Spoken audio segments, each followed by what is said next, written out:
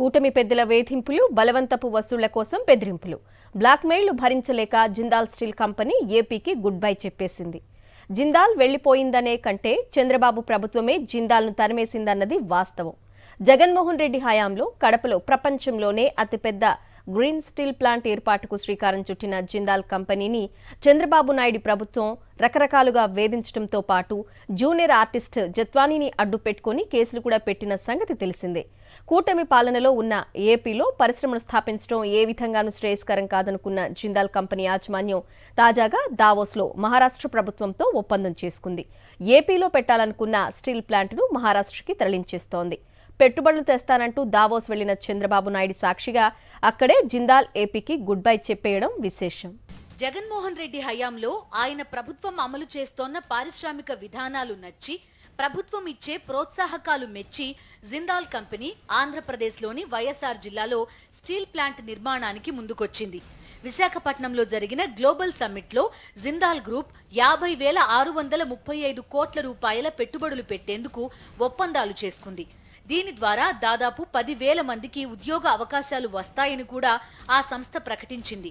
కడపలో సిమెంట్ ఫ్యాక్టరీకి శంకుస్థాపన కూడా చేసి పనులు ప్రారంభించింది. ఈ స్టీల్ ప్లాంట్ ప్రపంచంలోనే అతి పెద్దది అవుతుందని ఈ సందర్భంగా జిందాల్ కంపెనీ ప్రతినిధి సజ్జన్ జిందాల్ ప్రకటించారు. Honorable Chief Minister Jaganji in presence of all of us here, he has come specially from all the way from Vijayawada to lay the foundation stone because he was so committed for this steel plant. This is not a very big steel plant. Today what we are laying the foundation stone is just the beginning.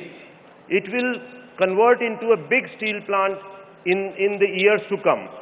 Friends, I can tell you that the foundation stone that we are putting up in Kadapa today of this steel plant is not the foundation stone only for the steel plant. It is the foundation stone of the development of the district of Kadapa, district of YSR. And I can promise you that over the years this place will blossom. This will be known on the map of India as the steel district of India. అయితే అంతలోనే ప్రభుత్వం మారడం, Chandrababu CM కావడంతో జిందాల్ కి బెదిరింపులు తప్పలేదు. తాము అడిగినంత డబ్బు ఇవ్వకపోవడంతో పనులు ఆపేయించారు.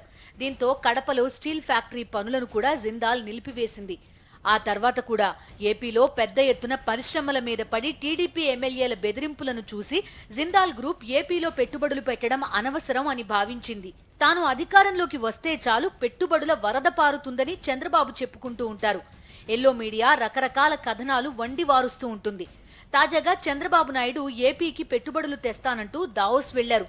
ఒక పక్క చంద్రబాబు నాయుడు అక్కడ వివిధ దేశాల కంపెనీలతో భేటీలు అవుతోన్న తరుణంలోనే జిందాల్ కంపెనీ ప్రతినిధులు మహారాష్ట్ర ముఖ్యమంత్రి దేవేంద్ర ఫడ్నవీస్ తో ఎంఓయూ కుదుర్చుకున్నారు. ఇప్పటికే మహారాష్ట్రలో జిందాల్ కంపెనీకి సిమెంట్, సోలార్, ఉక్కు పరిశ్రమలు ఉన్నాయి. వీటిని మరింతగా విస్తరించడంతో పాటు కొత్తగా బ్యాటరీ, గ్రీన్ ఎనర్జీతో పాటు ఎలక్ట్రిక్ వెహికల్ మ్యానుఫ్యాక్చరింగ్ ఫ్యాక్టరీ నెలకొల్పాలని జిందాల్ నిర్ణయించింది. ఇందుకోసం ఏకంగా 3 లక్షల కోట్ల రూపాయల పెట్టుబడులు పెట్టబోతోంది. ఏపీ నుంచి జిందాల్ కంపెనీ పరారవడానికి కారణాలున్నాయి. వాటిలో ప్రధానమైనది టీడీపీ నేతల బెదిరింపులే. వైఎస్ఆర్ జిల్లాలో ఇంత పెద్ద స్టీల్ ప్లాంట్ ఏర్పాటు చేయడం ఇష్టం లేదో, లేక జిందాల్ స్టీల్ కంపెనీ ఏపీలో ప్రారంభమైతే జీవితాంతం ఆ క్రెడిట్ జగన్మోహన్ రెడ్డి ఖాతాలో పడిపోతుందని భయపడ్డారో తెలియదు కానీ జిందాల్ స్టీల్ కంపెనీపై చంద్రబాబు ప్రభుత్వం కత్తి కట్టేసింది. పారిశ్రామికవేత్తలను ఏ స్థాయిలో బెదిరించి వారి నుంచి డబ్బులు డిమాండ్ చేస్తున్నారో గడిచిన 7 నెలలుగా మనం చూస్తున్నదే. జిందాల్ కంపెనీ మీద కూడా చంద్రబాబు ప్రభుత్వం అదే స్థాయిలో బెదిరింపులకు దిగింది. ముంబైకి చెందిన జూనియర్ ఆర్టిస్ట్ జత్వానీని అడ్డం పెట్టుకుని కొంతకాలంగా ఎంత కుటిల రాజకీయం చేస్తున్నారో ఏపీ ప్రజలకు తెలియంది కాదు. జిందాల్ కంపెనీకి చెందిన పెద్దతో జత్వానీ హనీ ట్రాప్ చేసేందుకు ప్రయత్నించగా అది బెడిసి కొట్టడం, ఆ తర్వాత ఆమె ఏపీకి చెందిన మరో పారిశ్రామికవేత్త కుక్కల విద్యాసాగర్ పై హనీ ట్రాప్ వేయడం, తర్వాత బెదిరింపులకు దిగడం, దీనిపై విజయవాడలో కేసు నమోదై కొద్ది రోజుల పాటు జైలుకు పోవడం తెలిసిందే. టీడీపీ ప్రభుత్వం అధికారంలోకి వచ్చాక అదే జత్వానీతో రివర్స్ లో కేసు పెట్టించి పారిశ్రామికవేత్త కుక్కల విద్యాసాగర్ ను జైలు పాలు చేశారు.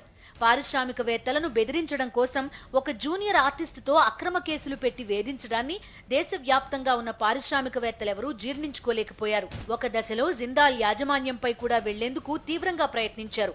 అయితే ఎక్కడా ఆధారాలు లేకపోవడంతో చంద్రబాబు సర్కార్ వెనక్కి తగ్గింది. దీనంతటి వెనుక లోకేష్ ఉన్నాడని, ఆయన అడిగినంత డబ్బు ఇవ్వకపోతే అక్రమ కేసులు పెట్టించి వేధింపులకు దిగుతారన్న వాస్తవం దేశవ్యాప్తంగా ఉన్న బడా పారిశ్రామికవేత్తలందరికీ తెలిసిపోయింది. దీంతో ఏ ఒక్క పెద్ద కంపెనీ కూడా ఏపీలో పెట్టుబడి పెట్టడానికి ముందుకు రావడం లేదు. అందులో భాగంగానే జిందాల్ కంపెనీ కూడా ఏపీ కంటే మహారాష్ట్రనే బెటర్ అనుకుని అక్కడ ఏకంగా 3 లక్షల కోట్ల పెట్టుబడులు పెట్టాలని నిర్ణయించుకుంది. పెట్టుబడుల కోసం దావోస్ వెళ్తున్నట్టు చెప్పి ప్రతిసారి హడావుడి చేసే ఏపీ ముఖ్యమంత్రి చంద్రబాబు అక్కడకు వెళ్లి ఏం చేస్తున్నారో అందరికీ తెలిసిందే. వీరి ముఖం చూసి పెట్టుబడులు పెట్టేందుకు ఎవరూ రావడం లేదు. వీరి ఒత్తిడి తట్టుకోలేక తూతూ మంత్రంగా ఒప్పందాలు చేసుకున్నా అవి అమలయ్యే అవకాశాలే అసలు లేవు. 2014-19 మధ్య కూడా 4 సార్లు చంద్రబాబు, ఒకసారి లోకేష్ దావోస్ వెళ్లి లక్షల కోట్ల పెట్టుబడుల కోసం ఒప్పందాలు చేసుకున్నామంటూ తమ ఎల్లో మీడియాలో తెగ ప్రచారం చేసుకున్నారు. కానీ ఒక్కరంటే ఒక్క పారిశ్రామికవేత్త కూడా ఏపీలో పెట్టుబడి పెట్టింది లేదు. ఇప్పుడు కూడా చంద్రబాబు కుటుంబ సమేతంగా అంటే కొడుకు కోడలుతో కలిసి దావోస్ వెళ్లారు. కానీ నయా పైసా ఉపయోగం కనబడ్డం లేదు. పైపెచ్చు అక్కడకు వెళ్లి కాబోయే సీఎం లోకేష్ అంటూ ప్రచారం చేసుకున్నారు. రాష్ట్రానికి పెట్టుబడులు తేవడం ఏమో గానీ ఆల్రెడీ ఉన్న కంపెనీలు కూడా ఏపీ నుంచి పరారవుతున్నాయి. దీనిపై చంద్రబాబు రాష్ట్ర ప్రజలకు ఏం సమాధానం చెప్తారో వేచి చూడాలి.